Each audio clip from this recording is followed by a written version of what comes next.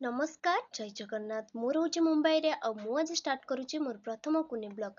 तो चलतु देखिबा मु आसिकी पहुंची जाइथिली घनसली स्टेशन रे। तो आज जेहेतु वर्षा पवन बहुत जोर से होउथिला तो मु डेरी न करी पहुंची जाइथिली मो प्लेटफॉर्म रे। आज जेहेतु थिला संडे मेगा ब्लॉक तो सबु ट्रेन बंद थिला तो मु रिटर्न आसी जाइथिली रूम को। इवनिंग रे भाबिली चलो कुआ टिके माइंड फ्रेश पई बुली आसीबा।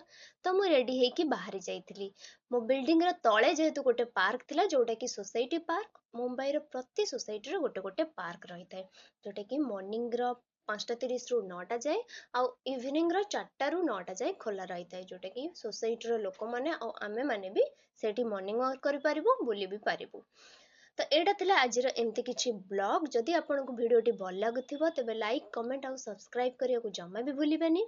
आ मु काहेकि जाइथिली स्टेशन को से वीडियो देखिया को चाहिले तो मो नेक्स्ट ब्लॉग पई अपेक्षा करंतु। रहिली जय जगन्नाथ।